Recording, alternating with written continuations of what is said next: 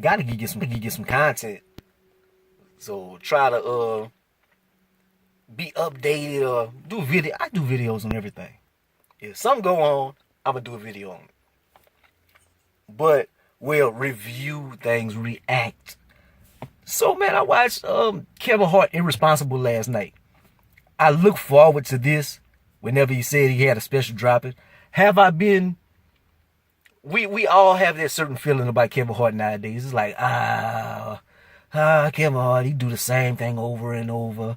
It's a repeat. He's so loud. He's not as edgy. Blase, blase. Yet, whenever Kevin Hart drops something, like new movie, I'ma watch it. New special. I'ma check it out. He gonna get his numbers. I was impressed by that crowd, man. He did it in Australia or whatever. Man, it looked like they had so many people up in there. That was incredible. Like, and he was in the middle of the arena. It looked like a UFC card. Like him in that ring or whatever, in the middle of everybody.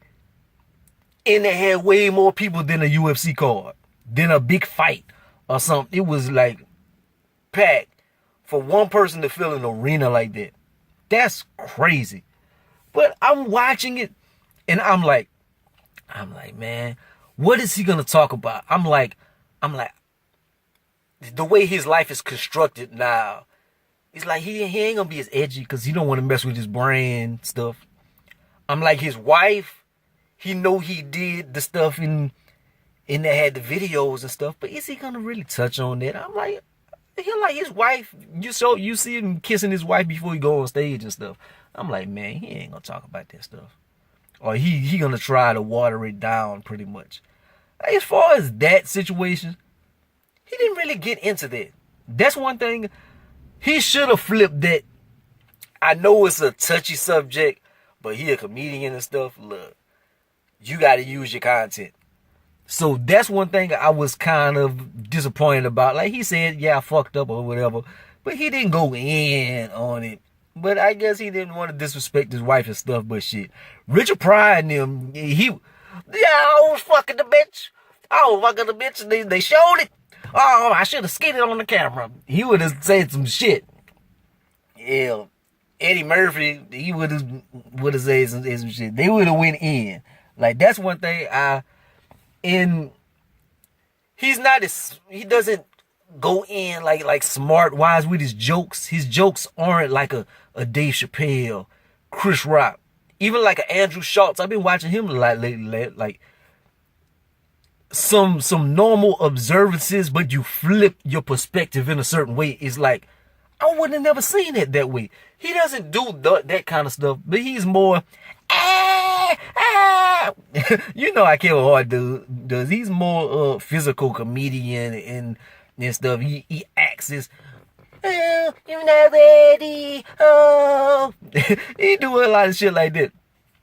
So I wasn't expecting much. My expectations for this special was very low. I'm like, man, I hope it'd be funny, man. If I get a few laughs, I'll be cool. He had a few moments, man. He had a few moments, man. Like when he talk about, I don't want to spoil it or anything. I'm not gonna try to tell his jokes or anything, but I'm gonna just give like little instances that I thought were funny. Whenever his kids caught him having sex, I thought that was real funny. That was funny right there.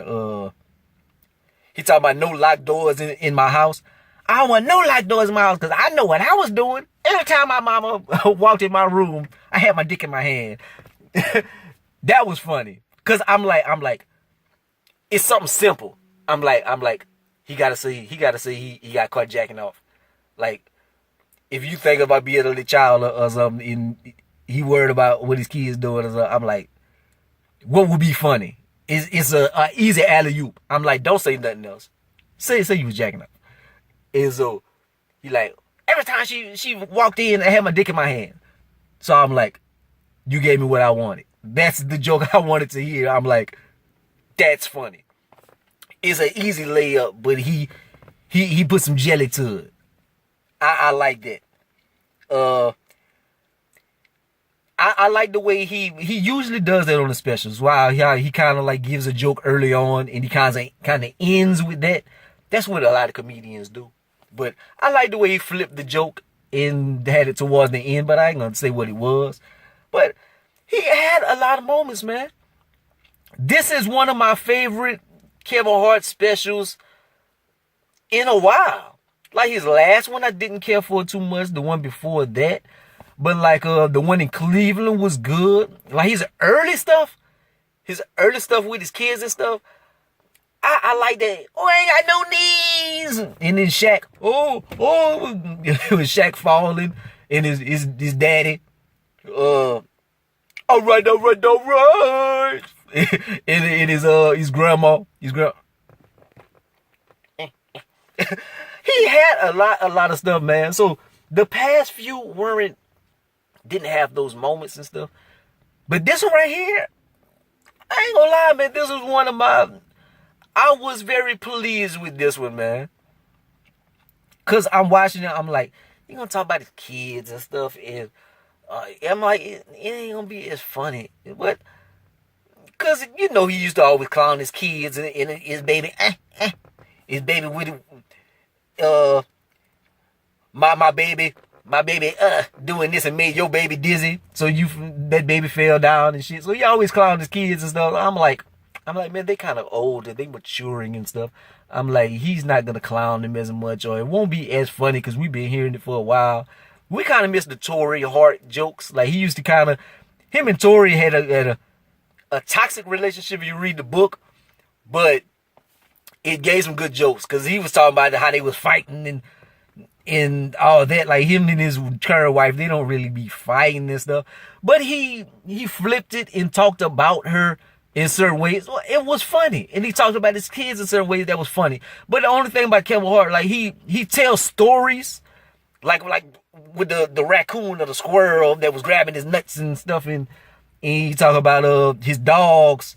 He got robbed and his dogs were in the closet. Like, man, you got your stuff. You got, man, they're gonna have to get a guard dog and stuff. Like these dogs talking to each other and stuff. You like, he tells stories that he imagines things. I guess he doesn't live a normal life anymore, man. So he gotta kind of find something.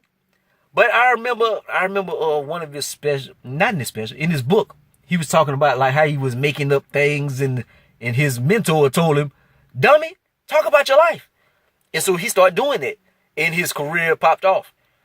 And like now he's kind of back to the point where he kind of making up stuff, man. Because his dogs weren't talking to him and stuff. And he talk about a magnificent baby and the baby shit on the carpet and stuff. I don't think it happened like that. I doubt it. And certain things with his wife and watching porn with his wife and like I'm sure some things happen, but he definitely fabricates a lot of things now, it would seem. But overall, it was a good special. I would say to watch it. I would say to watch it, man. And especially it's Netflix. You ain't got to go to the theaters and stuff. You could peep it out.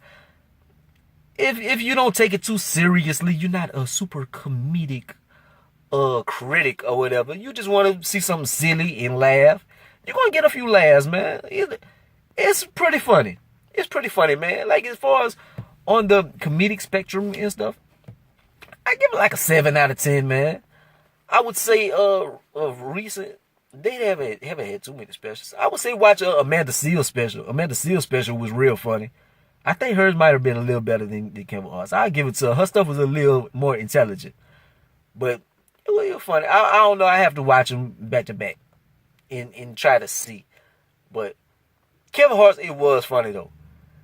But that's what I think about it, man. I just wanted to talk about it. I'm just chilling in the car. I'm just wasting time. Got the phone, so don't even have my camera on me. So hopefully the footage comes out all right. But like, comment, subscribe. Gonna be the greatest of the most hated, man. Peace out.